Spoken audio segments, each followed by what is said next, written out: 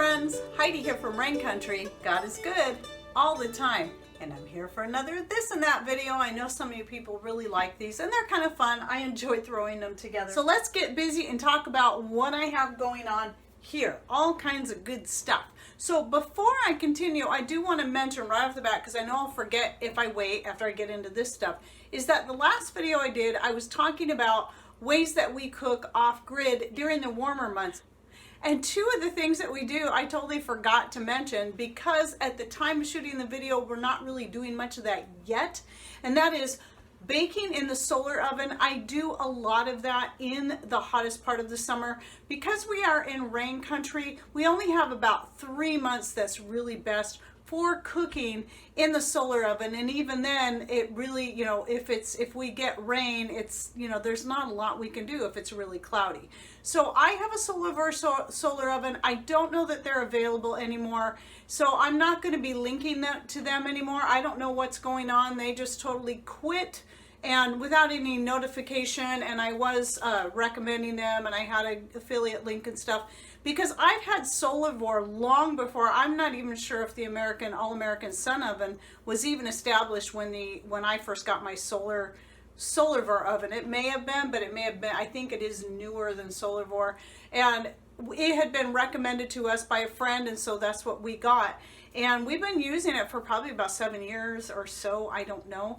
But anyway, but if I'm going to recommend one, even though I've never tried it, I've heard and seen so many good things about the All-American Sun Oven. I will go ahead and link to that below if you're interested. When I did a price comparison, I really saw very little difference, and the amount you spend is going to depend on what kind of kit you get. The one thing I liked better about the All-American is it actually had a glass top rather than the plastic. And it just seems like, from what I've seen, it's put together better all the way around, and people get better efficiency out of it, so it's something to consider.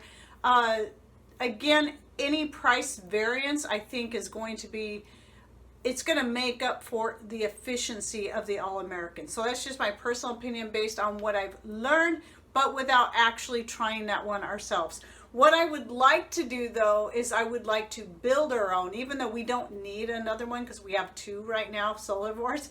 I would like to build one of our own and come up with our own plan, and then maybe someday do a video on it. We'll see. I don't want to make any promises on that, but I think it would be a fun project to try.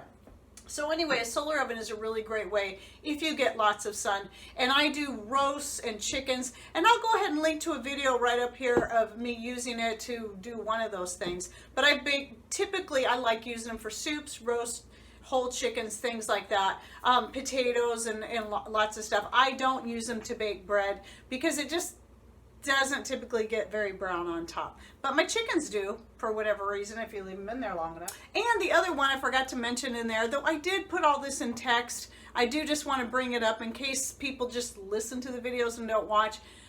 We do use our grill quite a bit in the summer, and actually sometimes in the spring and in the fall. That's usually more for doing barbecues like steaks and things like that. So that is an off-grid method that most people already have anyway. So don't forget about those grills, people, that you can pull them out in the wintertime if your power goes out, and you can use those to cook and bake in too. Okay, so moving on to some subjects here. Now, the title of this video is going to be focused on the pineapple vinegar. So those who've been following me for a while might already know that I'm big into making vinegar from anything and everything I can. I will use herbs like peppermint and other mints. I will use flowers. Typically the floral ones are the ones I like to use to wash my hair with. I use any kinds of fruits. I've even made them out of cedar and juniper trimmings for a good cleaning vinegar. Of course, your citrus vinegars are great. And a lot of people, when they think of citrus vinegar, they think of going down to the store and buying a white vinegar and throwing citrus peels in there. That's not what I do. I actually make the vinegars from scratch, because one thing you have to realize is the white vinegars that you buy from the store are typically made from genetically modified ingredients. So I try to stay away from the store-bought vinegar. We do sometimes buy it, the real cheap white vinegar, to use for things when, such as unclogging sinks and doing things like that, things that we're not going to use to ingest. I'll put it in a spray bottle like this. I have a couple of these around the house that I use for cleaning just about anything. I spray it on vegetables, you know, things I pick from the garden and let it sit, and you know, as far as the cleaning goes, and then cleaning sinks and floors and toilets and tubs and stuff like that. I do have a video just on the many uses of homemade vinegar, because I go through a lot of vinegar, homemade vinegar, throughout the year. I'll go ahead and link that video up here so you can find the uses. Now, another video I'm going to link to is at least one of my vinegar making videos. I'm not sure which one. I usually do my most recent ones, because I changed the way I've made vinegar. So the funny thing is my most popular videos right now are my early ones, you know, the raisin vinegar, the floral vinegar, and that was long before I started changing a little bit the way that I do it, and I'm finding I get a much better result. So I will link to the most recent vinegar making video. That is the calendula one, I believe. And eventually I'll do another one just on, that's more based on fruit. There's very little difference in how they're made as far as whether they be fruit or herbs or flowers or whatever, but some people do like something that's more specific. But anyway, one of the big changes is that I stir it for every day for about 2 weeks. And a lot of times, especially in the herbal ones, I will add some more sugar along the way to the process. And what I have found, I yield a much more acidic vinegar, making it more useful around the home. For like my older vinegars, the ones where I didn't do it that way, my acidity wasn't quite high enough to make a good cheese. But now I can use my homemade vinegar for making cheese, as opposed to the cheap white garbage that you get from the store. So what I have here in the pineapple vinegar, the store had pineapple on sale for a really good price. I've never seen it that cheap. For around here, $1.99 a pineapple is really cheap. So I bought 2 of them, and the flavor was okay, just not quite as great as others I've made. So I decided to take one of them and turn it into vinegar. Now, typically I use fruit scraps to make vinegar, but what I have found with pineapple is that if you're wanting it for the flavor, using the rind from the pineapple doesn't yield a very nice flavor. It just has a very strange flavor that I don't like. But it's still good for making, you know, vinegar for cleaning and doing other things. But if you're wanting to use it for like making a salad dressing or any other thing that you would use food related, I recommend leaving the rind out of your pineapple vinegar. So I have, this isn't a whole pineapple, it's just most of one that I put in there, because I wanted to, I've never actually made it quite like this, and I wanted to see how it turns out. Right now it has a really wonderful aroma, and I'll take a picture of how this looks right now. It's very bubbly, and I just stirred it recently already. You only really need to stir it once a day. You may have to do it the whole time, the whole month that it takes for it to ferment and finish its job. But typically I found within the first 2 weeks is plenty enough. By then you'll start forming a mother on the top, which will keep the fruit and stuff down. Not all the time. Sometimes the mother doesn't always form on the top, which is a gelatinous layer that you'll see. And that will help hold the fruits down. And if not, other things that they'll do is they'll kind of, once it gets to the point where it's not so bubbly, the fruits will sink to the bottom, and you don't have to worry about them sitting on the top and collecting mold.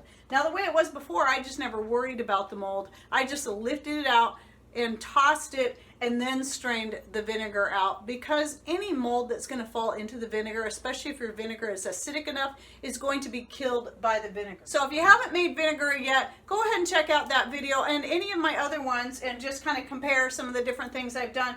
It is super easy to do, and I recommend everybody give it a try, because vinegar has so many uses, you know, for your health too. And it can be used to make extracts as well, like a healthy extract. So another thing I got going with some of the pineapple pieces from that same pineapple is a fermentation starter. So I know I'm up to, this is going to make me at 4 iCards. I have to say that or I'll forget. So I'm going to post to the last video I did on how to make your own fermentation starter. You can use any fruit to make a fermentation starter. You can also use ginger and some other things, raisins, and of course that's a fruit, but dried fruits will work well too. Sometimes frozen fruits do not work as well for making a fermentation starter. You're better off using dried or fresh. So this is very bubbly. Not sure if the light's going to show that. The fermentation starter, though I do plan on doing a video someday. I keep saying it, but I got to get around to it. And remember, on the differences in fermentation, you have the salt brine method, which is an old traditional method. I used that for years making kimchi.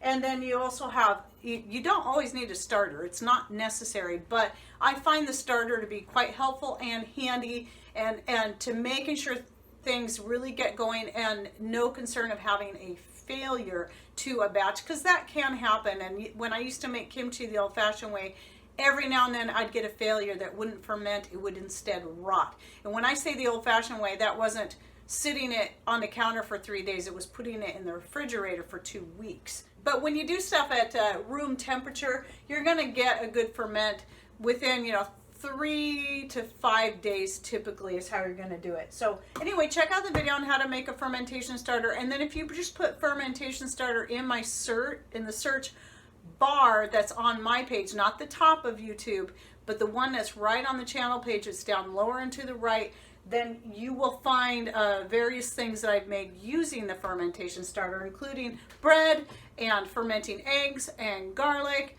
and fruits. Typically, this is going to be best for doing fruits and also for making wine, which is the next thing.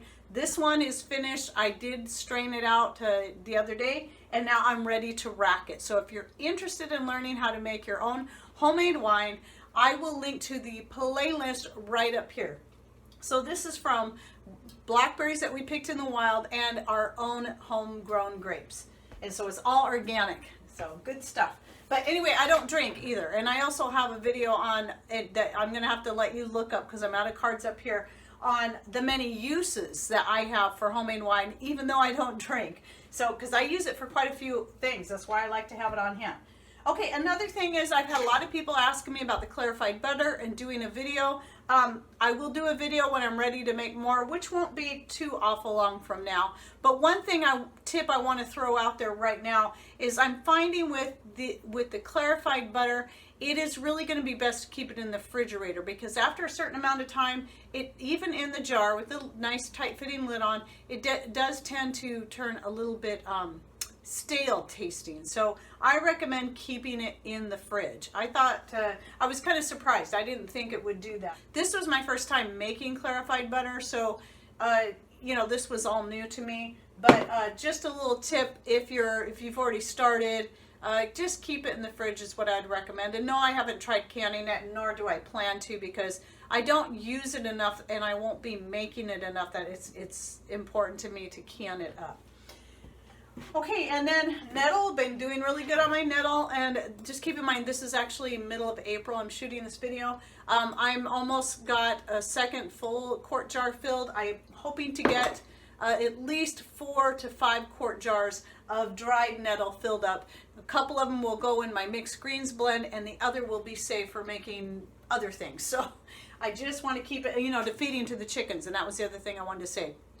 It's really good for chickens. I threw some into their feed the other day, and they just went after it. They loved it. They ate it all, and it's just really, really healthy for them. I've got 2 batches of soap that is all fully cured and ready to wrap up. So this is my orange clove calendula. These are my 2 most popular soaps. Orange clove calendula are 2 of my most popular. And cedar patchouli borage. Another popular one is the colloidal silver soap, and so I think that one's going to be next on the list to wrap up, because those ones sell out fast. So I'm going to be doing that today or tomorrow, getting those wrapped up so I can get them up on the store. And then another new thing that I'm starting, that I'm making up, and I'll be doing a video on this eventually, is making a shave soap. So I got myself a soap mold that would hold a disc style soap. And so this does fit perfectly inside the little shaving bowl. So I'm going to be making a couple different varieties of the shaving soap. I'm making up my own recipe for this, and I'm sort of experimenting with it right now. So that's why I'm not going to shoot a video right away. After I make my next batch, I'm going to see which one I think is the best, but I'm wanting to pick fats in it that I know will make it a good lathering soap, as well as conditioning to the skin, which is good anyway, all the way around. But also something that, is very guy friendly. So this one right here, this one I actually made with lard. I don't typically do that because I have lard still. Eventually I'll work through it, but lard is a really good fat to use for making a good hard old-fashioned soap that's going to hold up well and have good lather. But I also added a couple other things to it. And this one has cedar essential oil and comfrey. This is dried comfrey from my own garden, and comfrey is really good for the skin. And I plan on doing that in the next batch, but the next batch I'm going to use tea tree oil for the essential oil, and I'm going to use coconut oil and compare the difference between the two. But I have a couple of other fats, a couple of other oils I'm trying in there, and that would be the almond oil and the castor oil, and I'm still kind of, like I say, experimenting to see which one I think is going to make the best soap. So be watching for that. I'll be putting it up on my store, and then if you're interested in making your own, I'll eventually be making a video on the recipe. Also, if you're interested in the molds that I use to get the shape, I'll go ahead and link to those below. And then one more thing I wanted to show you is that for curing my soaps, you can see I have these on boards. Well, Patrick had made a couple more. Some of you know about my off-grid dehydrator that I use for drying mushrooms and flowers and citrus peels and stuff all throughout the year, you know, well, through the year, time of the year when we have fires going. So I keep it close to my wood stove and I do a lot of dehydrating. Well, he did make a couple others that are a little bit smaller. What I did was I turned a couple of them, he made boards to fit in it, and I turned a couple of them into, you know, they're stacked on top of each other, and that's what I use for curing my soap. So I'll put a picture right here so you can see. There's the rack, and then there's all the different boards in there. And sometimes if I'm really big into soap making, I'll have the whole thing just filled up with various different soaps, and so that's what's going on there. I almost forgot one more thing I wanted to show you. So I had to make myself some more of these bigger size handle covers for using. This one's really good for a coffee pot, for pots that have handles on the side, as opposed to the ones like this. Now I have a video on how to make both of these, and what I'll do is I'll link to that at the end in the end screen. You'll see it pop up at the end on how to do this. It's kind of an older video, but anyway, it's I think the handle cover like this that I made was smaller. So the difference in this was adding another round, and this is, I don't remember how many stitches around that one was. It might have been 25. This is 30 stitches around. And so if you're interested in learning how to make your own skillet handle covers or pot and pan handle covers, you can check out that video. But also you can see I have quite a selection here of colors and in both of these, and these are also available on my store if you just rather try to purchase some. So they're always there. I always keep some in stock. The colors will change as the different yarns, you know, sometimes I can't get the same yarns I have before, but these are natural yarns. This is all 100% cotton, so that's the safest bet. That's what you want to go with whenever you're dealing with hot stuffing, but besides, it's just better for you anyway. So, okay, well, that's my this and that video for today, and be watching for more videos coming, and I'll see you on the next video. Thanks for watching. Take care, and God bless.